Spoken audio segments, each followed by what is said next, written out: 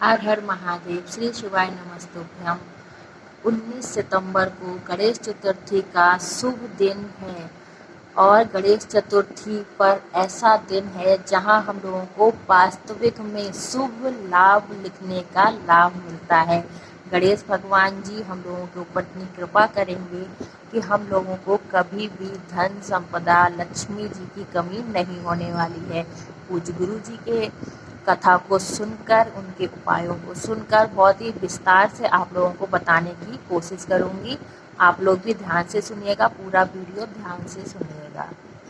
बस आपको लिखना होगा शुभ लाभ और आपके घर में हमेशा धन संपदा बनी रहेगी।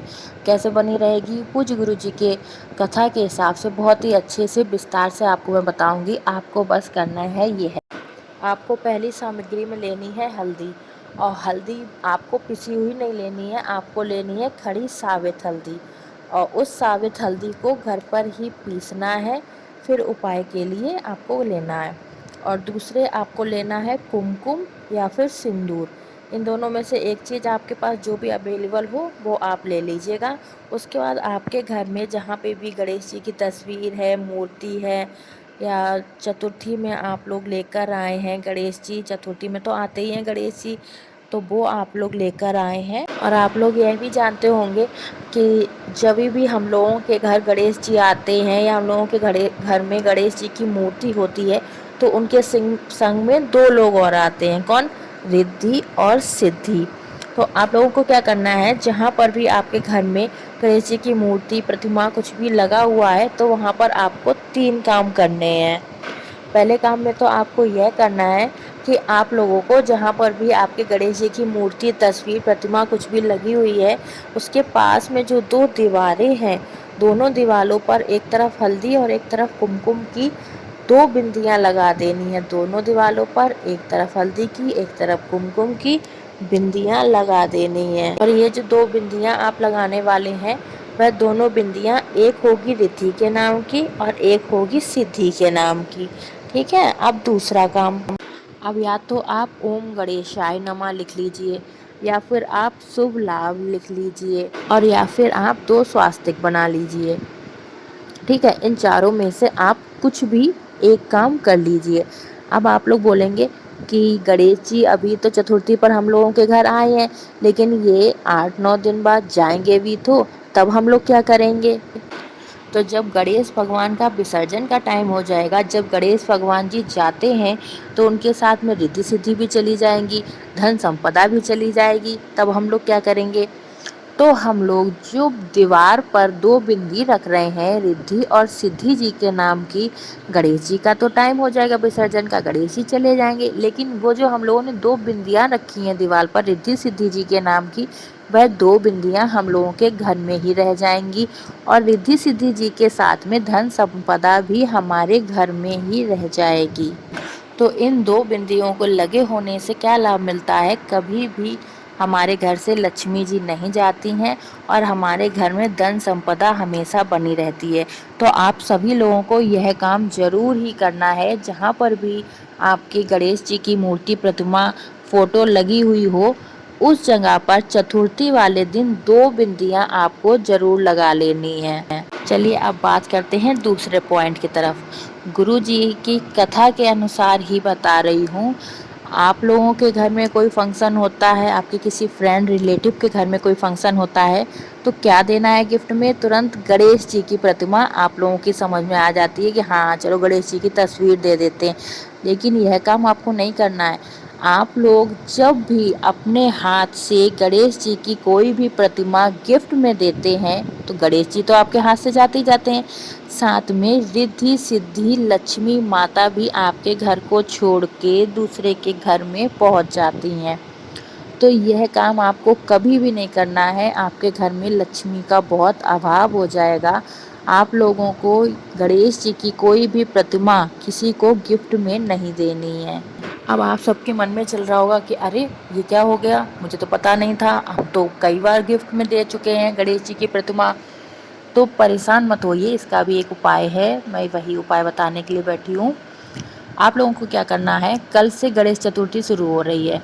गणेश चतुर्थी से लेके गणेश विसर्जन तक आपको रोज 2 समी पत्र गणेश जी को समर्पित करने हैं और उनसे क्षमा याचना करनी है कि भगवान जी, हमको नहीं पता था कि आपकी प्रतिमा और मूर्ति हम लोगों को गिफ्ट में नहीं देनी है। बाद बाकी आप लोग जैसे भी भगवान जी से क्षमा याचना मांगना चाहते हो, वो आपका तरीका, आपका मन है, आप लोग अपना माफ़ी मांग लीजिएगा।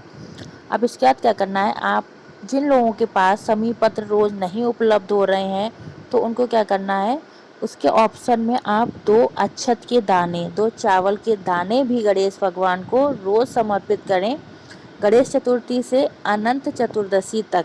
ठीक है ना, 2 चावल के दाने समर्पित करने से भी आपको फल मिलेगा, क्योंकि गणेश भगवान जी सबसे पहले पूजन करने वाले देवता हैं, विघ्नहर्ता हैं।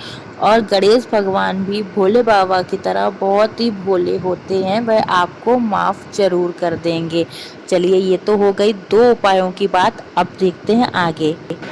आप सभी के घर में गणेश जी की प्रतिमा तो होगी ही, प्रतिमा, मूर्ति, फोटो कुछ भी होगा तो ज़रूरी। और आप लोगों को यह बात भी आज तक नहीं पता होगी कि हम लोगों को घर में कैसी मूर्ति रखनी है। हम लोगों को घर में ऐसी मूर्ति रखनी है जिसमें गणेश भगवान की सूंड सीधे हाथ की तरफ हो, मतलब गणेश भगवान के राइट हैंड साइड पर हो, क्योंकि लेफ्ट हैंड साइड वाली जो होती है वो हम लोग बिजनेस पर्पस के लिए रखते हैं, जैसे कि किसी दुकान पर, ऑफिस में, इस टाइप से बिजनेस पर्पस के लिए जब हम लोग रखते हैं तब लेफ्ट साइड में सूंड होती है। और जब घर के लिए हम लोग मूर्ति तस्वीर लेते हैं तो आप लोगों को ध्यान में रखना चाहिए कि भगवान जी की सूंड राइट हैंड साइड पर हो। चलिए, ये बात तो हुई भगवान जी के सूंड की। अब क्या है, आपके घर में जो गणेश जी की प्रतिमा है ला रहे हो नई, तो आगे के लिए भी आप ये चीज़ देख लीजिए कि सूंड तो राइट हैंड साइड में है, लेकिन जो भगवान जी का पेट है, पेट पर सांप बंधी हुई अगर आपको मूर्ति मिलती है तो बहुत ही अच्छा है, धन संपदा अपार रहेगी आपके घर में।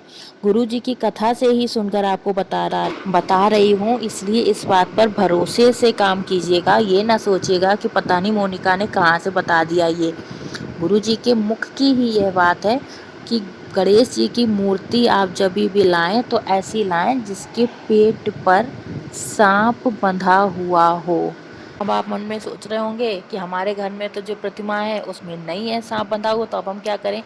तो इसके लिए भी एक ऑप्शन है, या तो आप जनेऊ ले लो, तो जनेऊ लेकर उसको पेट में बांध दीजिए तो वो सांप के उसमें हो जाएगा।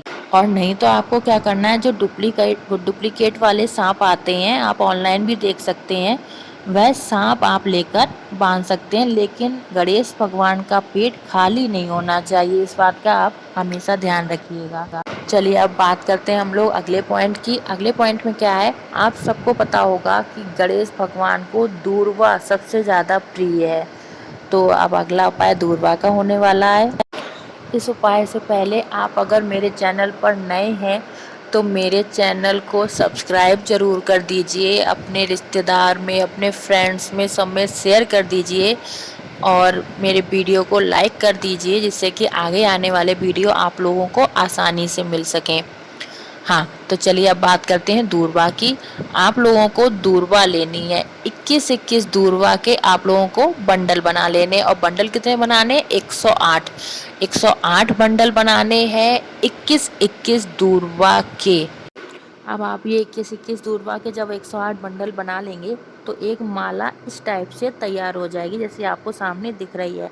आप यह माला लेकर आप लोगों को गणेश जी की मूर्ति के पास चला जाना है। और कब जाना है, चतुर्थी वाले दिन, गणेश चतुर्थी वाले दिन शाम के समय आप लोग जाइए और इस माला को अपने मन की मनोकामना बोलते हुए गणेश भगवान जी को समर्पित कर देनी है। इसके बाद आपकी जो भी मनोकामनाएं, जो भी विशेष होंगी, वो सारी मनोकामनाएं गणेश भगवान जी पूरी कर देंगे। चलिए, आपको इस वीडियो में मैंने बहुत अच्छे से समझाने की कोशिश की है, फिर भी अगर आपको कुछ ना समझ में आया हो तो आप मुझसे कमेंट करके ज़रूर पूछ लीजिए।